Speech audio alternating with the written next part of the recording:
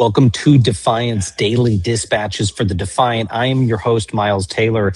And look, today, unfortunately, things are spiraling. If you followed the news today, things are spiraling in Venezuela. Things are spiraling in the Western alliance with Greenland. You are seeing the full consequences, folks, of a second Trump administration without guardrails, invading countries, talk of NATO falling apart. This is what we were worried about. This is what people who warned about a second Trump administration were worried about. And it all comes on the 5th anniversary of another foreseeable catastrophe. We will talk about that today. We will talk about January 6th. We will talk about how to keep it from happening again. Because today, on this auspicious day, Donald Trump gave us even more reason to worry that the events of that day could repeat themselves. We will also be joined soon by Paul Rieckhoff, founder and CEO of Independent Veterans of America. Looking forward to bringing him into the conversation. This is Defiance Daily, Dispatches for the Defiant. So we kick off today talking about Venezuela. Now, after threatening Venezuela with a second attack if it doesn't, quote, behave, according to President Trump, and claiming he's now in charge of the country, Donald Trump claimed that U.S. oil firms could be up and running in Venezuela within 18 months. This despite the fact that a number of oil firms quietly are telling media outlets they're not interested in stepping into the country. They're worried about the liabilities of being involved in this U.S. invasion of Venezuela. And outside of extracting oil, there seems to be no real plan whatsoever in place by Donald Trump or his team on how to run the country. Meanwhile, Venezuela seems to be plunging into chaos. As the Telegraph reports today, here's the headline: Maduro's motorcycle thugs go door to door in a hunt for Trump supporters. Loyalists scour Caracas for signs of dissent and celebration of the U.S. raid. Now, these pro-Maduro militias that are known as colectivos are setting up choke points across Caracas, the capital of Venezuela, stopping drivers, searching for phones, any sign of support of the U.S. capture of Nicolas Maduro. This is a country that the United States, by the way, now believes it is in charge of running. The crackdown follows a state of emergency, ordering arrests tied to the backing of the operation, with at least 14 journalists having been obtained and some still unaccounted for. And despite Maduro's removal, his vice president, Delcy Rodriguez, was sworn in after courts labeled his absence temporary, leaving many Venezuelans fearful and frustrated as the same power structure remains in place. By the way, there was a very potent side-by-side today of that new president of Venezuela hugging the Chinese emissary and the Russian emissary. Not exactly going the way that the Trump administration wanted it to.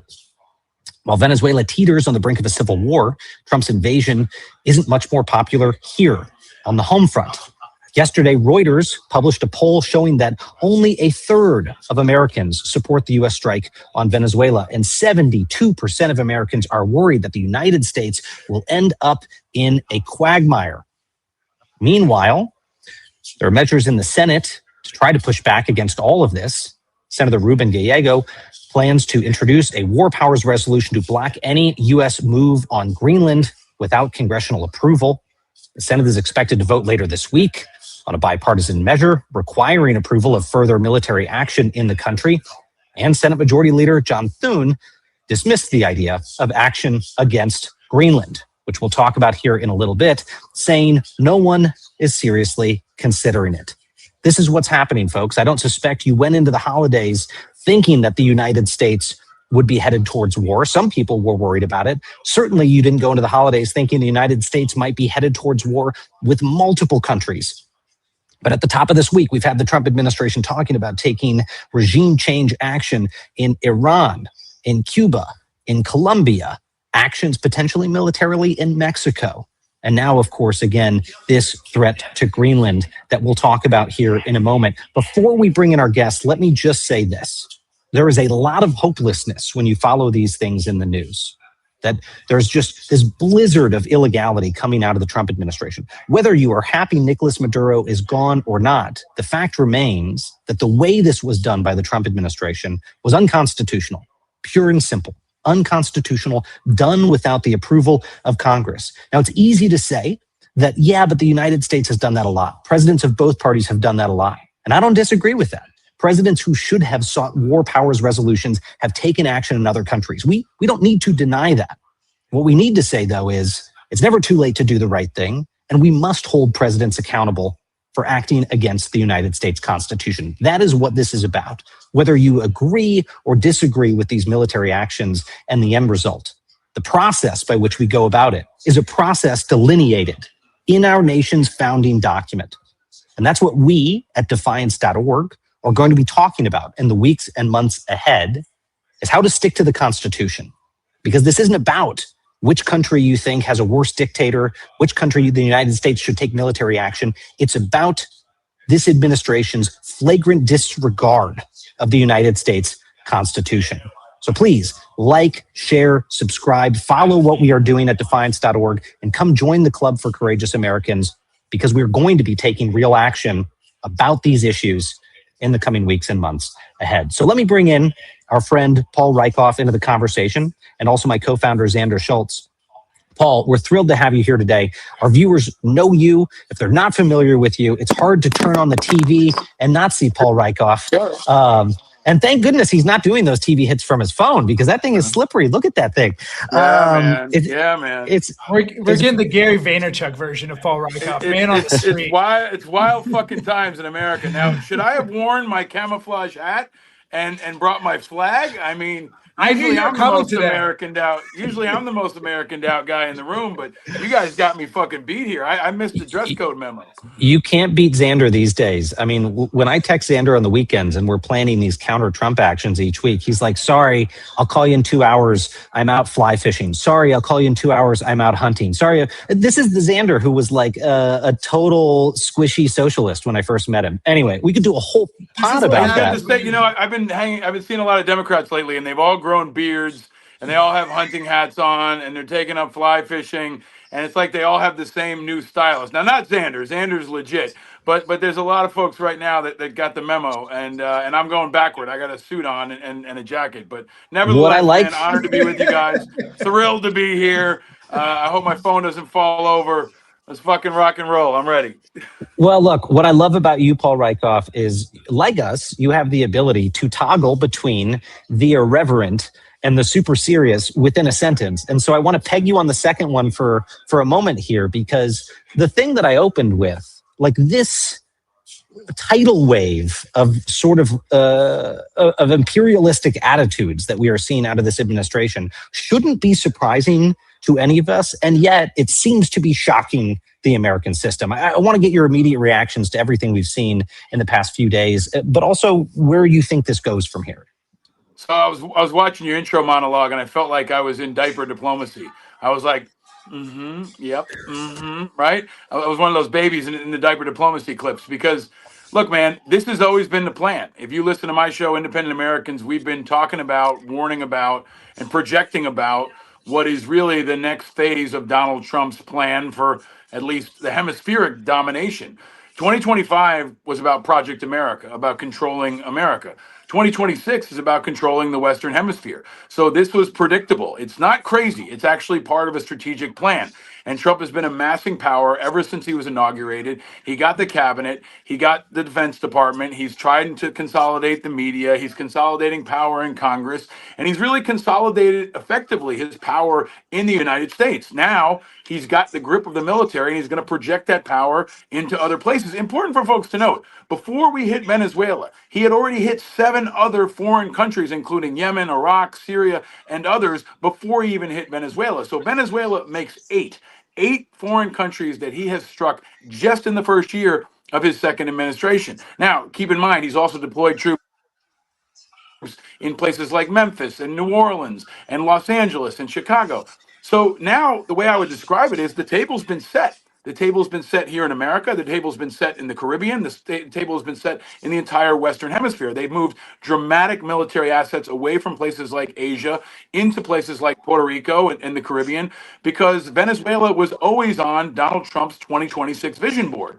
And what I want to warn people is this is not the end. This is just the beginning of a dangerous new phase, an unprecedented, unconstitutional new phase. And he telegraphs his punches. He tells you what he's going to do. And on that vision board for 2026 is likely next Colombia, Cuba, Greenland, or any mix of all three. That's what's next. And you should take him at his word, because Donald Trump is a lot of things. But one thing he is he is always following up on what he says. He does what he says. And he also does, especially what Steve Bannon says and what others say. So, I mean, when you see them out there saying we're going to hit Cuba or we're going to hit Greenland, you should believe it. Stephen Miller is saying that Greenland is a part of the United States. That is their perspective. And they're going to use the American military, which they have consolidated power around, to now execute against that. They've got Pete Hegseth in place. He calls himself the Secretary of War. I think he's the Secretary of Culture War. They are eliminating or attempting to eliminate opposition like Tim Walz, like Senator Mark Kelly. And I think maybe what should alarm folks most is that the most dangerous, the most important story in America is that Donald Trump has control of the most powerful military the world has ever seen. And nothing is stopping him.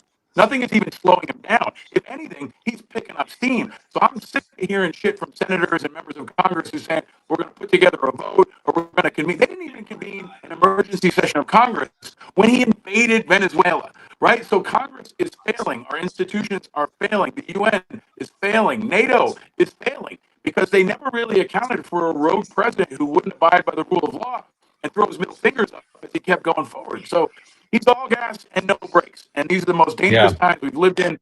And asymmetrical approaches like you guys, like defiance.org, like independent media, like local organizing, it's going to be absolutely essential, and that's going to be where it's at.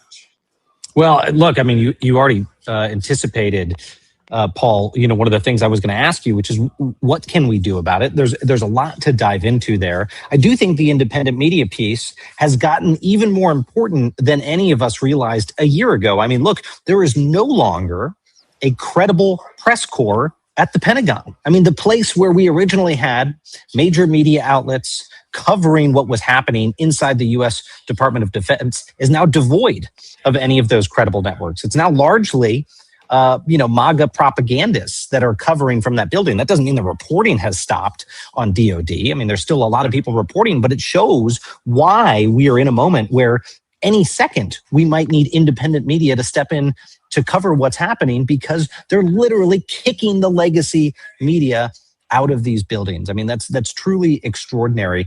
And Paul, you were breaking up there for a second earlier. I don't know if it was a connection issue, but we got most of what you were saying. I want to ask you, look, I'm sure here on the screen between the three of us, there are varying perspectives on things like the war in Afghanistan and the Iraq war, but you are the only one of the three of us that served in uniform in the United States Army and was deployed to Iraq. And just focusing on Venezuela for a second before we get back to Greenland, I want to get your take. If the United States ends up managing Venezuela, what does this mean? And does this look like to you the type of thing that could put us in a quagmire? Maybe it's not 100,000 plus troops like Iraq, but what's your reaction given your experience?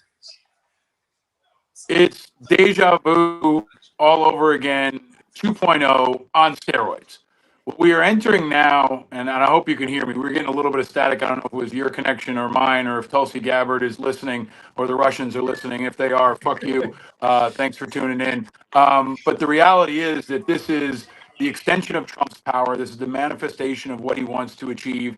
And this is, in my view, forever war 2.0. For folks who don't understand, forever war was everything after 9/11. It was the global war on terrorism. It was this idea that we would be forever at war and we could strike anyone, anywhere who was defined as a terrorist. And we saw that go on for 20 years, even technically until recently when they finally repealed the AUMF, the authorized use of military force after 9/11. So it gave them a blank check to hit anybody, anywhere around the world without congressional approval.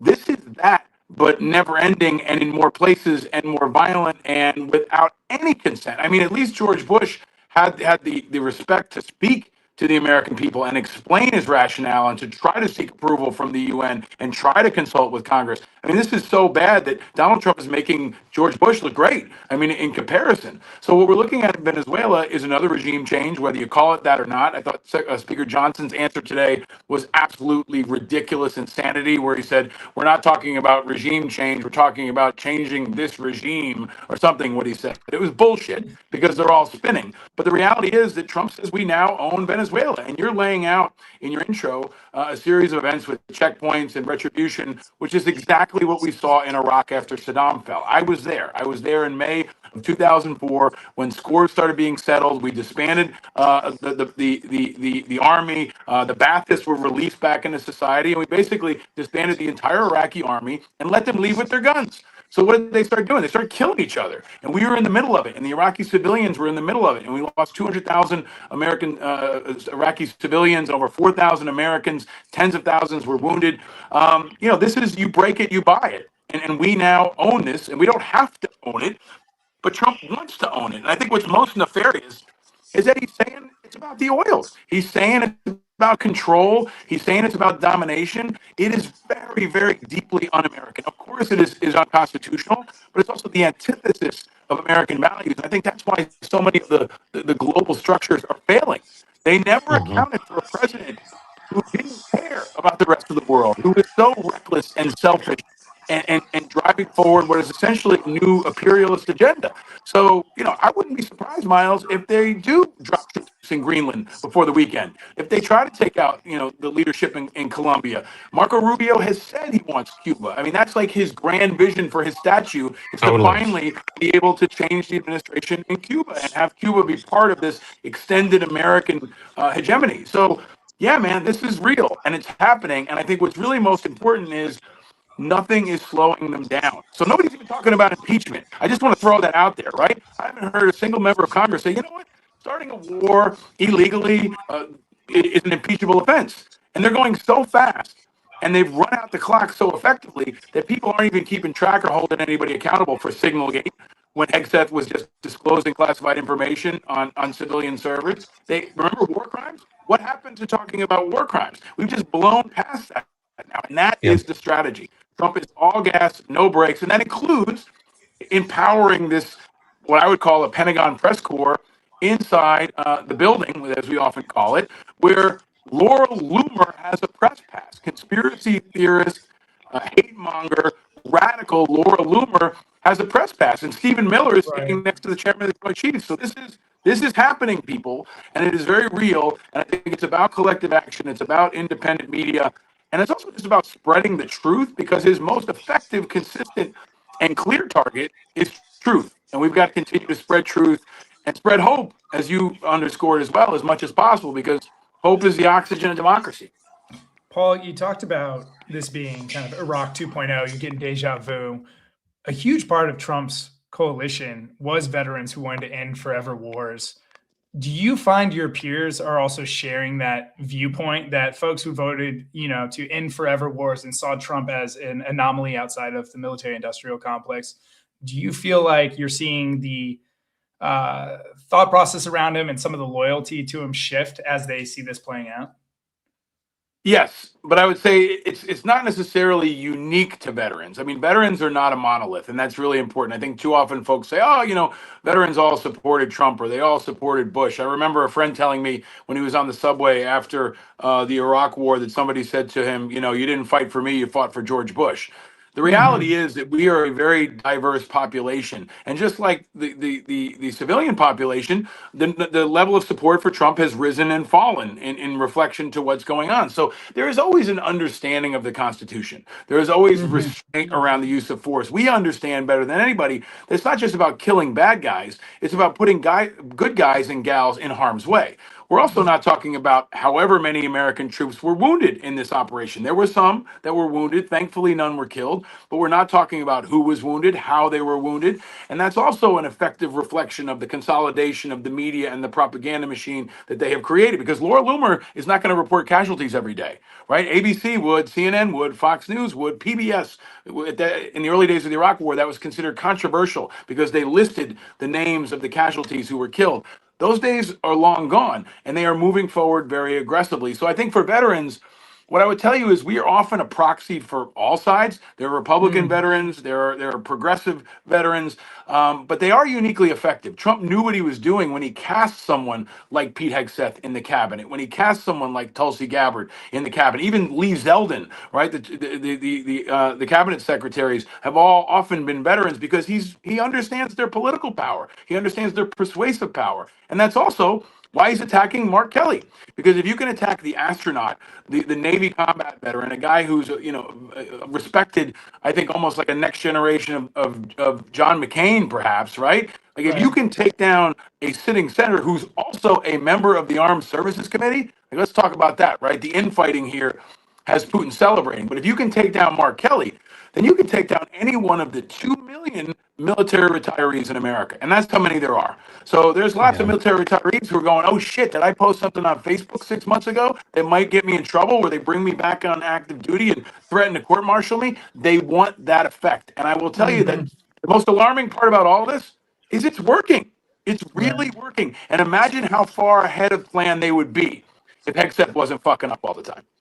Yeah, I mean, I got to agree with you. I mean, I hate to say it. I don't want to be fatalistic about it, but intimidation does work. It, like you said, it is working. And, it's one of the reasons why just before the holidays, a lot of our members at defiance.org know, we went out there and started to put up billboards around military bases in Florida that are working on the president's boat strike campaign and U.S. Southern Command and U.S. Special Operations Command, not to tell them that what's being done is illegal, but to tell them that there's a way to know their rights and that there's legal support if they need it, because some of them might be on the receiving end of manifestly illegal orders and be intimidated by these threatened court martials and other actions to not even take the next step to figure out what their rights are. So that's important. There's a lot of things that can be done there, but we wouldn't need to do that kind of thing if the intimidation. I saw what you guys do respectfully.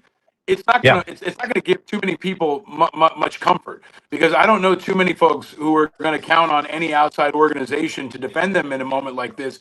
Because even if you're named, you're fucked, right? Like to have this, to have yourself out in public, to have yourself named, the security considerations for anybody who's named by this administration are so severe. And in my experience, there actually aren't enough legal support representation of resources available, even for someone like me. 20 years ago. On May 1st, 2004, I gave the Democratic response to the president's weekly radio address. I was not a Democrat, but they invited me to do it. And up to the moment I gave that address, they did not know if I was going to get tried under the Hatch Act, because I was still in the National Guard. I was still technically in the reserves. I was still technically in the IRR. And there was no precedent for someone in uniform speaking out while they were still on National Guard. And so I didn't know if I was going to give that speech and go directly to jail. And so I think what you're doing is admirable, and it's important to continue to reaffirm the values and the right to refuse a direct an unlawful order. But the reality too is they have completely hollowed out the senior JAG Corps in the military. They've removed the Secretary of Defense. They've removed the Chairman of the Joint Chiefs, and you have a very unsympathetic leadership corps that will look to make an example, not just of someone like Senator Kelly, but anyone else who speaks out right now. So that is a very chilling and dangerous environment. And that's why folks like you and your organization are going to be that much more important, because think about what General Milley needs right now. He's been pretty quiet, right?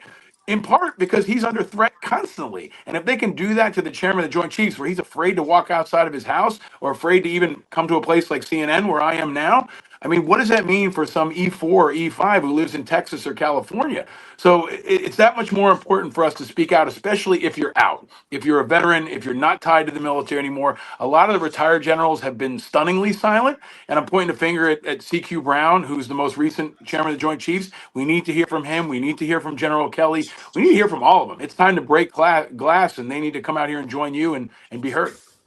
Well, look, I think that's the big message here, Paul, is that for collective action to work, as you know better than anyone, you got to show people that are scared to come forward. Hey, look, there's going to be people that have your back, whether it's lawyers that are going to defend you, whether it's folks like you, me, and Xander who are going to come out and have your back publicly.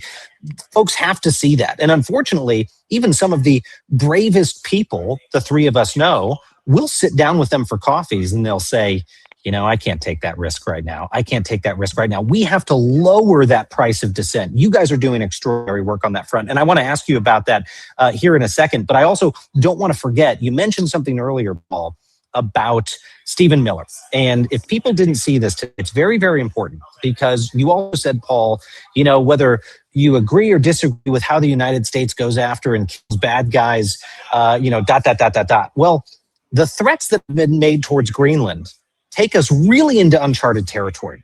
There can be honest debate right now about whether Nicolas Maduro and his regime are bad guys worth the United States going after. There can be differences of opinion there. But we are now talking about the administration, the White House that sits just behind me out there, planning to potentially invade a United States ally, a NATO ally, to potentially go seize territory from one of our friends. There's no debate about that. There's no arguing that Greenland and Denmark and Europe are our enemies or our friends. We've spent 75 years with them in the NATO alliance. But take a listen, folks, to what Stephen Miller said about this on Jake Tapper yesterday. I just wanted to reset, Jake, by making clear that it has been the formal position of the U.S. government since the beginning of this administration, frankly, going back into the previous Trump administration, that Greenland should be part of the United States. The president has been very clear about that. That is the formal position of the U.S. government. Right, but can you say that military action against Greenland is off the table? It wouldn't be military action against Greenland. The Greenland has a population of 30,000 people, Jake. The real question is, by what right does Denmark assert control over Greenland? What is the basis of their territorial claim? What is their basis of having Greenland as a colony of Denmark? The United States is the power of NATO. For the United States to secure the Arctic region, to protect and defend NATO and NATO interests, obviously Greenland should be part of the United States. And so that's a conversation that we're going to have as a country. That's a process we're going to have as a community of nations. So you can't take it off the table that the U.S. would use military force to seize Greenland. You can't take it off the table. Jake, I understand you're trying very hard to, which again, is your job. I respect it. It's great to get exactly the headline, right? That catchy headline. I'm trying to get an answer to the question. That says Miller refuses to rule out. The United States should have Greenland as part of the United States. There's no need to even think or talk about this in the context that you're asking of a military operation. Nobody's going to fight the United States militarily over the future of Greenland. One last question, Stephen. Doesn't make any sense. One last question. I mean, well, we could say a lot about that, and we will. Let me just play one more clip, though, because, of course, Stephen Miller didn't rule out military action, and there have been suggestions that the administration will take military action. And in response to that, here is what our European allies had to say. A pretty remarkable joint statement on Greenland this morning. It was co-written by leaders of France, Germany, Italy, Poland, Spain, the United Kingdom, and Denmark. It reads in part this way. NATO has made clear that the Arctic region is a priority, and European allies are stepping up. Security in the Arctic must be achieved collectively in conjunction with NATO allies, including the United States, by upholding the principles of the UN Charter, including sovereignty, territorial integrity, and the inviolability of borders. These are universal principles, and we will not stop defending them. The United States is an essential partner in this endeavor. Greenland belongs to its people. It is for Denmark and Greenland, and them only, to decide on matters concerning Denmark and Greenland. This was a historic repudiation, Paul, to have America's closest allies worried about the United States coming and seizing their territory and banding together to criticize the United States. Precisely the thing that folks like you have warned would happen in a second Trump administration. Yeah. All right. Where do we start with this? I don't think I've ever heard anyone speak on behalf of America that was so wrong. It was just everything that came out of his mouth was so fucked up, and we need to call it that, right? It's absolutely ridiculous to say, of course, Greenland should be part of America. No, right? This is the bullshit that they try with. You say something enough, they think it becomes true. Right? Hey, Paul, I think we might need you to log back out and log back in. It's turned into making you sound like a robot. And I'll say this, which is more intimidating. It is very intimidating. Yeah, I mean, like he's from the Terminator. I'll say this as we wait for Paul. I mean, if folks didn't see the article we pushed out on this today, go check out defiance.news. I wrote about Greenland this morning for a reason, because it's something that I've been sort of screaming about for the past 5 years or so, 6 years or so. And even further back than that, Donald Trump in the first administration, when I was there, started talking to us about taking Greenland. In fact, as far back as 2017, okay, which is now, almost 9 years ago, Donald Trump was musing inside the administration. Now, at the time, when I was on the receiving end of these suggestions from the president, it's because he wanted to swap Puerto Rico with another country. He was frustrated at how much money we were spending on hurricane recovery in Puerto Rico. In Donald Trump's words, the island was dirty, the people were poor, and he wanted to get rid of it. Now, keep in mind that Puerto Rico is a U.S. territory. More than 3 million Americans live there. Donald Trump wanted to hive off a piece of America and its citizens. And what was his grand idea for that? Well, he looked at the map and said, Greenland. He'd like to swap it for Greenland. And that's when we first started to hear these suggestions of him trying to expropriate the territory of an ally. And, Xander, it's one of those things that didn't just catch us off guard. We had to have real conversations inside that administration about how do we respond. And ultimately, the decision we came to is, look, this wasn't a presidential order. And no, we're not going to go give the president options for seizing the territory of an ally. And you always hope those things will go away, but they didn't. Donald Trump brought them up again. It wasn't just in 2017. I remember he brought it up again in 2018. He was mad at us that we were down in Puerto Rico doing hurricane recovery and said, no, I want to look into swapping Puerto Rico for Greenland.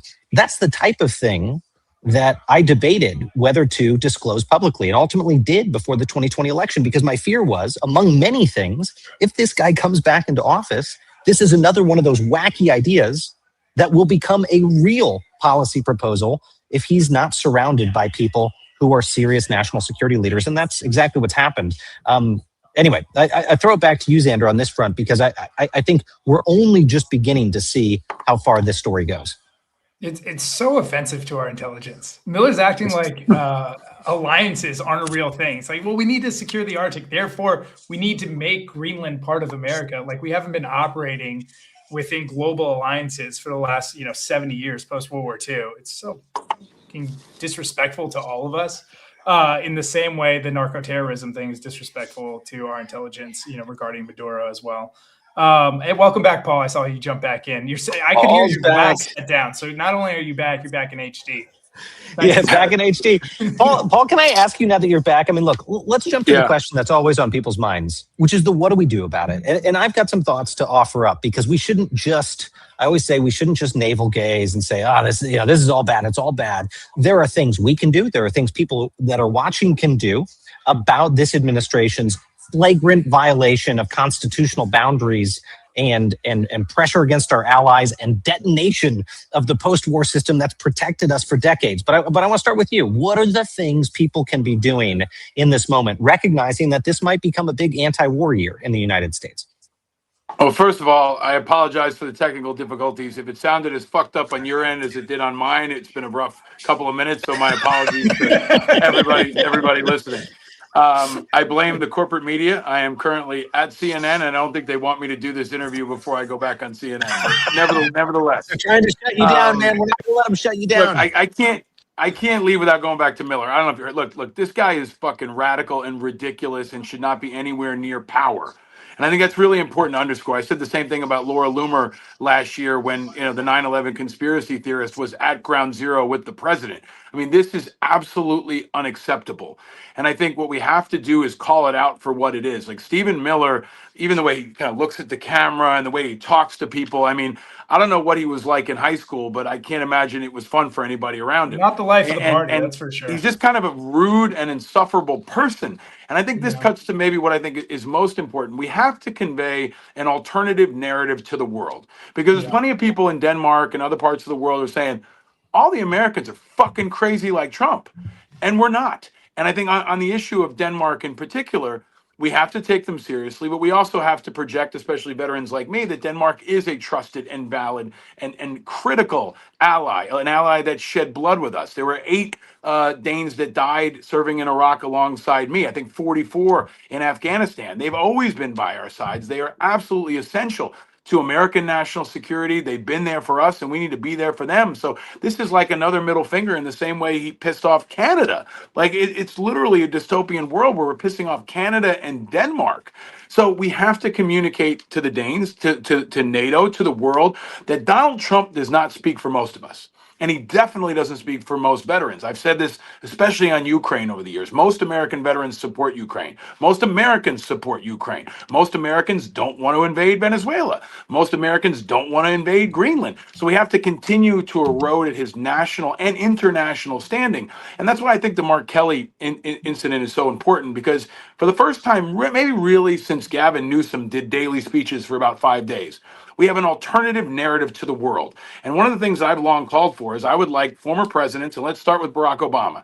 Every single day, Barack Obama give an address to the world that is an alternative narrative to Donald Trump. Donald Trump cannot be the only American brand they see, and we can't depend on Stranger Things and the NBA. We need visible, respected leaders. I would call CQ Brown. I would say folks like Admiral McRaven, Bob Gates, where are you? President Bush, that would be great. But anybody who can make sense and is not Donald Trump needs to speak out forcefully, and not just to Americans, but to the world. When it comes to what can we do, look, I mean, we're going to continue to try to slow him down on the narrative, fact check him. I'm going to push members of Congress to be more assertive and more aggressive. And I'm also going to call out hypocrisy. Look, if they're so excited about war, why isn't 19-year-old Barron Trump going? He's of age, right? Stephen Miller, I don't know how old his kids are. You know, Ivanka could have gone. Jared Kushner could have gone. They were all chilling in Park Avenue while guys like me were getting shot at in Iraq. And here it is, Chicken Hawks 2.0, where they want to send other people's kids to fight and die in foreign lands. So let's talk about Barron Trump specifically. What's he doing? Why isn't he joining the military? We're all in on this. Why aren't you sending your sons and daughters? And I think that is very important. And also, you guys know this, we're supporting independent veterans who are running for office. Most of the country is not partisan. Most of the country is patriotic, and they want leaders who truly put country first. So we're looking for everybody from U.S. Senator to school board. We want to recruit 100 veterans to run in 2026. We've got about 25 or so now, including already 5 Senate candidates. Folks like Dan Osborne, who's running in Nebraska, not as a Democrat or Republican. He's running as a patriot. He's running as an independent veteran. We got Ty Pickens in Mississippi. We got Todd Achilles in Idaho, and we're getting more. And especially at the local level, you can run for office. Run for office. It could be for school board. It could be for community board. It could be for county executive. But now is the time for patriotic Americans, I would say, preferably who are independent and who are not partisan, to take some power. And it starts with local elections, if we have them in 2026. But in the meantime, you can run. And that gives you an elevated platform.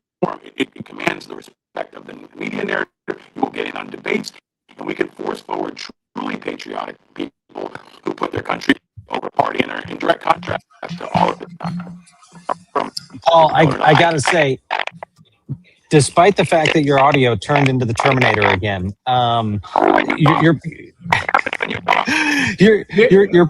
your point is so well taken, and I have to say, my friend, that was the best lead out for the conversation, because before you go, I will just say that there are things that people can do at the grassroots level, but also at the grass tops level, like you noted, running for public office. And if people haven't checked out the Independent Veterans of America and what you're doing at that organization, they should follow Paul Rieckhoff. I'm sure people are subscribing to you right now because they were blown away by your comments today, but encouraging people to actually go run for office is a huge thing they can do. And last night we flagged 4 military veterans that are running for Congress, the Hellcats, and I know that you're familiar with some of those races, and we hope to be able to support what you guys are doing. And I don't want to get too far ahead of yourselves, but I think there's going to be some collaboration here in the not too distant future between defiance.org and your organization. So we're absolutely thrilled, grateful for everything you do, my friend. And please go to CNN Corporate right now, Paul, and tell them, give me better Wi-Fi next time.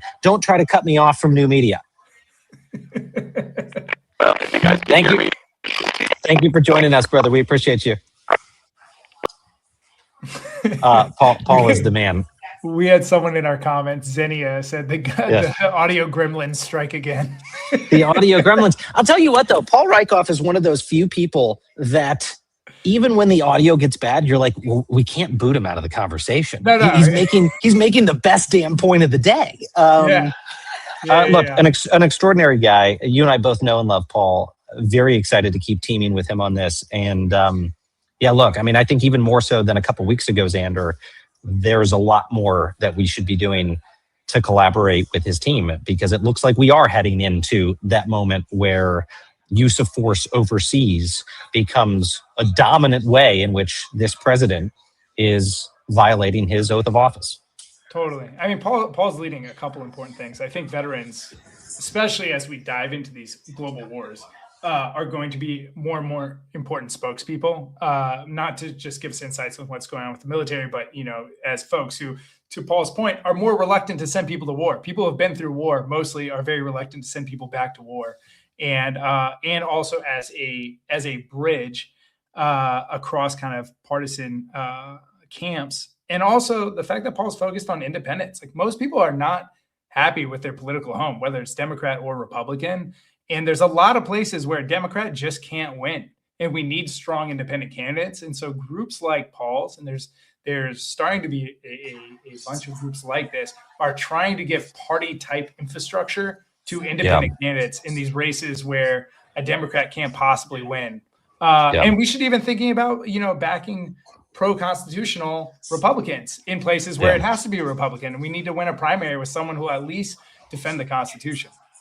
Those are the real things we can do, and we'll be talking more about that. But I want to close, Xander, today with us talking about today and what today is. Today is the 5-year anniversary of the January 6th insurrection at the United States Capitol. And like I said at the beginning of the program, it's a very auspicious day, especially because what the president did. The president went and spoke to Republicans at the GOP member retreat earlier today. And look, he only, I think, elevated our fears that something like January 6th could happen again, as he started to spiral, frankly. Donald Trump started to freak out about what might happen if he loses the 2026 midterms. He made references to canceling elections. Anyway, he went on and on today. Take a look at this first clip, and we'll talk about it on the back end. But you got to win the midterms, because if we don't win the midterms, it's just going to be, they'll find a reason to impeach me. I'll get impeached. And by the way, as the presser went on, things got more unhinged, and Donald Trump and his desperations soon turned into confusion. Take a look at this one, too. A lot. We won every swing state. We won the popular vote by millions. We won everything. But they say that when you win the presidency, you lose the midterm. So you're all brilliant people. Most of you are in this business longer than me. That makes me smarter than you, because look where I am, right? No, it doesn't. But I wish you could explain to me what the hell's going on with the mind of the public. Xander, another, again, extraordinary series of remarks from the president. And then a third thing, we won't play the clip, but a third thing he said, in those remarks was, he alluded to the fact that, people are saying, well, we might have to cancel the elections because they might be unfair. I mean, this is exactly what happened before 2020. This is why 2 years before the 2020 election, I went out publicly and said that if Donald Trump lost, he would oppose the election results, and it was something that could end tragically and violently. That wasn't some incredible forecast that I had. It was because at that time, 2 years before the election, Donald Trump was saying, these were his words, that a coup was afoot and a civil war was in the offing. He was already signaling the language that he might do something extraordinary. Now, here we are again, 2 years out almost from the next presidential election and the year of the midterms. And Donald Trump is throwing around words like, I don't know, maybe we'll have to cancel elections, but I'm not a dictator and maybe I won't. I mean, this is scary stuff. He's playing with fire. Yeah. We should clip that. If you win the midterms, I'm impeached clip. And that should be everyone's ad from now until the midterms.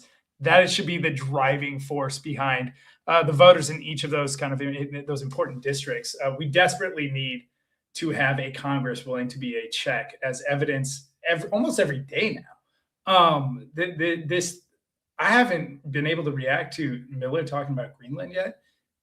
It's insane. It's insane. We're going to Greenland. Like that sounded like there was no wiggle room there. He was telling us it. And so, yeah, I mean, Miles, this is an unchecked president. Full stop. He's unchecked. Yeah, go ahead. Well, look, I'll also say there's another perspective on those clips, which is it shows the power of this movement. It shows that you all out there in the past year have made your voices heard. You've made them heard so loudly that the man is terrified that he's going to be held accountable for the corruption. He's going to be held accountable for the constitutional violations. He knows that he deserves to be impeached. And he's worried about Democrats retaking the House or Senate this November because he knows that's what's coming. And he should worry about that because, as you noted, Xander, this is what candidates will be running on. And today, a friend of ours, a friend of the show, George Conway, announced that he's going to run for Congress in New York. And he's only going to stay 2 terms if he's elected. Why? Because Conway said one of 2 things he's going to do is impeach Donald Trump. He's going to file articles of impeachment and then work on reconstruction laws to fix all of the damage that has been done through these constitutional violations. And George isn't the only one. I mean, you know, the organization that Paul runs is supporting a number of people who want to come in and do something similar. So, you know, that to me is a big takeaway from today as well, is that Donald Trump is now running scared in a way that he wasn't a few months ago. Yeah, 100%. The tide's turning against him, and it's only going to get worse. Like all of his actions are not going to lead to great economic outcomes for everyday Americans, right? Like really, if you want to look at how folks are going to vote, at the end of the day, they vote with their wallet. This type of behavior and I have no idea what's going to happen. Miles, what's your prediction? If we go to Greenland, what's your prediction on what happens to the United States? Like what does that set off? You're a national security. Look, I think that the Prime Minister of Denmark couldn't have put it better than anyone. She came out publicly and said, if this happens, it's the end of NATO. Everything stops. That whole post-war order we built after World War II, what gives Americans financial security, what gives Americans physical security when they travel, what gives America advantageous trade agreements, a lot of the things that have made the world better and safer for us collapses in the wake of it, because we force our allies to decide whose side are they on. The America that seized territory from them, or their neighbors, the Danes, who just had territory seized. Our allies are going to choose the Danes. We will have inadvertently left ourselves, well, not inadvertently, we will have directly caused a situation in which we leave America alone in the world, with the exception of our enemies. Do we really want America's friendships in the span of a couple of years to go from democracies to countries like Russia and China, countries that have been trying to kill and undermine Americans for decades? Because that's the situation we will find ourselves in. It's not any less dramatic than that. That's where we're at. And so a couple of years is generous. It's January 6th. It's the 14 days till the 1 year mark. It's not even, it's under a year. I've been thinking a lot about what would it take for the United States to be decentered in the global economy we built. I think I'm getting my answer. It's 18th century imperialism is what will finally push people, our allies, into the arms of China and Russia. Venezuela is not an ally of ours, but literally hugging those groups.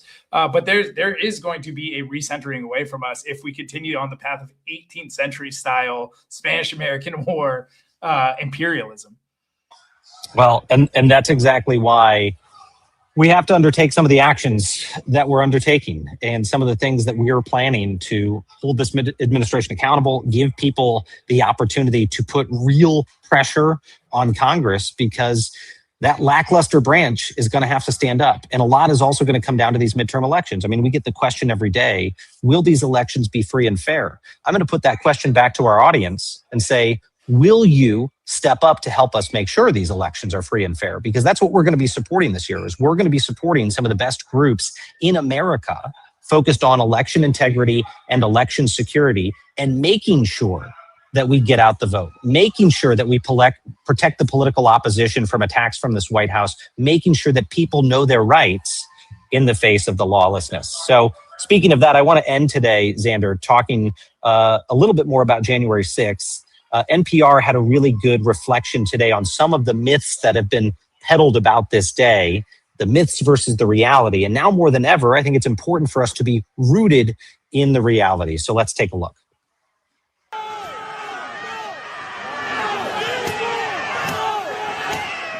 On January 6th, rioters caused around $3 million worth of damage to the U.S. Capitol. This is our house! Let us hear it! These videos all came from exhibits presented by prosecutors in court. At NPR, we reviewed thousands of these videos, and they show how people didn't just smash windows and doors to storm the building, they also used the riot to steal stuff. Yo, take laptops, paperwork, take everything! Hey, help yourselves, guys! It's on the house! It's on the house!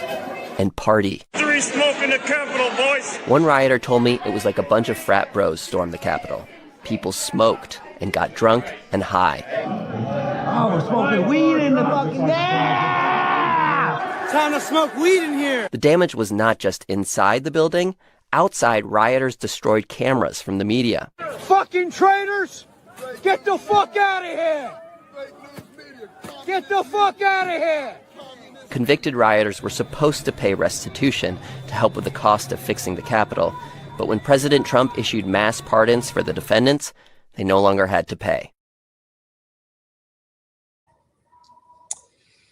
I think it's really important for us to be rooted back in that reality. I mean, one thing I'll say to you, Xander, is, I'm a few moments away from joining my friend Jim Acosta and Olivia Troy and some of the frontline officers who were there at the Capitol that day on January 6th here at Jim Acosta's event. And I encourage folks, after they jump from our program, tune in to the live event with Jim. And in fact, I can hear it in there. They're doing exactly what we just did in watching that footage, because there's been so much misinformation, so much rewriting history that people forget that that was one of the darkest days in 250 years of our history. And we can't forget what actually happened.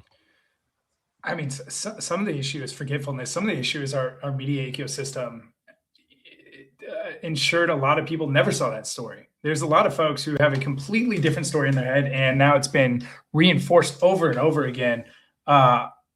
As we move into 2026, as we approach the midterms, Miles and I were going over a bunch of the different strategies we're going to be funding and focusing on and deploying our members to support. Some of it's new media ecosystems. I mean, we're on one right here, but there's a lot of different groups with targeted demographics that are going after that are very important to organize ahead of the midterms.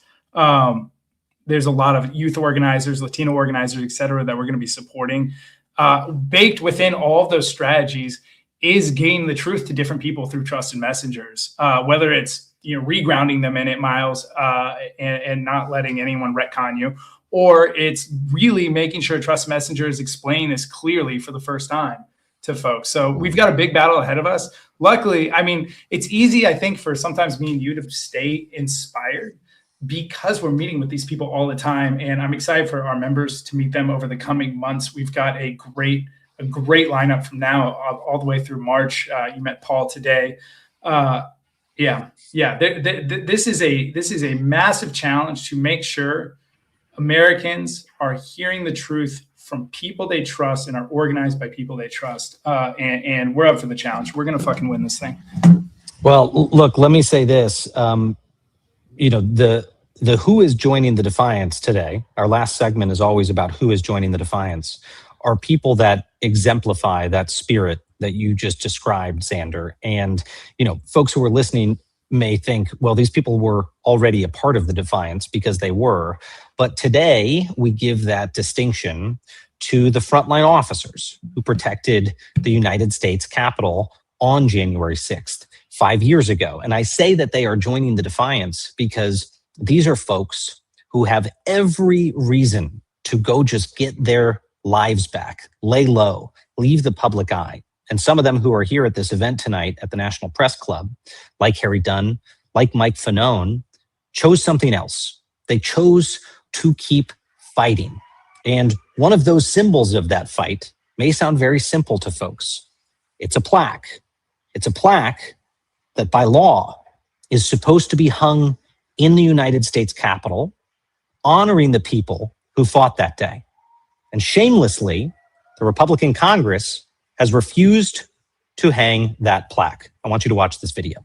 Here on Capitol Hill, nearly 100 members of Congress have put on display the plaque honoring police who defended the Capitol on January 6th. I'm in the halls outside the office of Congressman Joe Morell of New York, who was one of the leaders of the effort to make sure the police were being honored and the memory of that day was not forgotten. Not learn the lessons of history is to repeat the lessons of history, and there's so much here that we should learn from, and this plaque is a visual way of remembering one of the darkest days in American history, the effort to overthrow the free and fair election of 2020. Those officers need to be honored. They should have a very important place in American history and certainly in the history of this institution. It is our job to constantly remind people that American history has always been full of violence, and then how do we overcome that and do better? These are all replicas. The original plaque is not hanging at the Capitol. Congress had passed a law requiring that it be put on display, but that's never happened. I've got to say, Xander, I find this to be an awesome act of defiance after the Republican Congress refused to hang that big plaque. The fact that they went and created replicas and other members of Congress said, fine, we're going to put it up outside of our offices anyway, was the right move, a powerful move, and a symbol that those officers deserve. Yeah, great example that just because they say it so, you don't have to cave. You know, I saw I think our friend Joe Walsh was writing about it this weekend, how CNN and some of the major news networks are calling the Gulf of Mexico the Gulf of America already. And he's like, why? Why, guys? There's no reason to cave to this behavior and capitulate without these guys, without a fight. So I'm happy all these lawmakers are doing this. Those people deserve to be honored. It's one of the most patriotic, I think, actions in our history, to fight to protect our sitting Congress members against a freaking riot and to die for it. So, I'm happy that they're still present there. And when this is all over, we should, take it a step further, maybe put a statue out there for them. Well, let's take two questions from members before we wrap, Xander. We've got a question from Dawn who asks, notice how they do these things over the weekend when Congress is out of session. It's by design. Dawn, I think you're right. Look, what we saw over the weekend, over the holidays from this administration, it was no accident that they tried to undertake some of these actions when Congress is out of town and just getting their sea legs, when people are tuned out. I think it's what we've seen from the media, and that's not just speculation. Heck, I talked to some of the top reporters in the country who are like, Fridays have become some of the most anxiety-fueled days of their week. Why? Because they know that the administration will try to bury controversial actions going into the weekend, knowing that they are catching the opposition off kilter and that it's harder to muster that response against them when people are tuning out for the week. So I think, Dawn, that's a good observation. Also, another one here, maybe I'll throw it to you as well, Xander, is Michelle H. says, do you think with all the Republicans leaving Congress that we could get the majority in the House before the midterms? Xander, let's get your take. We will. We're going to do it. I think we need to start moving with that level of confidence. It's not going to happen automatically. We need to build things up like this, but we're going to fucking do it. We've become a lot smarter over the last 10 years and a lot less arrogant about what works, how to reach people. We've learned a lot more about new media. We've learned a lot more about organizing. We know that we have kind of these fragmented coalitions that need their own messaging, that have their own priorities. We know a lot of Americans got left behind in the new economy that we need to address directly and support. And so, as Trump fumbles and as that trickles down to kind of the lower elections on the ballot, as long as we keep that humility in mind and we keep the energy up, which is hard. We're on year 10 of dealing with Trump, year 11 now at this point, since he ran in 2015. As long as we keep the energy up, which is hard, but I'm hoping things like this make it easier. I am hoping coming together as a group, having fun content, and having clear direction on what we can do together makes it a lot easier. So, I don't mean to call back to what we're doing, but what we're doing, what a lot of our friends are doing, and what you all are doing, more importantly, in joining these conversations, making this part of your identity, making action part of what you do on top of information consumption, we're going to fucking win these midterms. And sorry, I'm cussing a lot today. Invading NATO got me a little fired up. So we will win. We will win those seats if we're smart. I think what Paul is doing, running independent veterans in the right races, is smart. I think, again, I mentioned this earlier, I think we need to run pro-democracy, pro-constitution Republicans in certain races. So even if we don't flip a seat red to blue, we still have someone who will defend the Constitution. We need humility. We need to build a huge coalition, and we need to win everywhere we can by whatever means we need to. It's a powerful way to put it. And look, I will just say this before I jump here and we close out, Xander. That optimism, I think a lot of people have now that they didn't a year ago. I mean, if you think back to a year ago, just before Donald Trump's inauguration, a lot of pessimism, a lot of feeling that we couldn't muster the defiance against the abuses of power we are seeing. That's not the case. The defiance is growing. It's growing every single day. And again, today is an auspicious day to be spreading that word that now is the time to stand up. And there are going to be a lot of things that we bring to the table on that front, which reminds me that tomorrow, folks, if you are a member of defiance.org or a paid subscriber to defiance.news, tomorrow is our monthly members only briefing. This is the opportunity every single month for our members of the Club for Courageous Americans to come together and talk about ways that we were actually fighting back against these abuses of power and to shape what efforts, what missions we fund next as a club and that we support with our actions. So would encourage you to join us tomorrow. This means no Defiance Daily episode. This is members only. So there's no better day than today to join defiance.org. 100% of the proceeds go toward the pro-democracy fight. So I hope if you are a member, you can join us tomorrow. If you're not, that you will consider becoming a member, whether it's $1 a month or $100 a month, whatever you want to put in to the fight. We go fund the top groups out there and the most important missions to do real things to counter these abuses of power. So thank you for joining us again today for the episode. This is Defiance Daily. Dispatches for the defiant. Stay loud, stay brave, stay together. And if you are watching us on Substack, I urge you to tune in to Jim Acosta's programming as we talk about the 5-year anniversary of the January 6th insurrection. Join us over there now.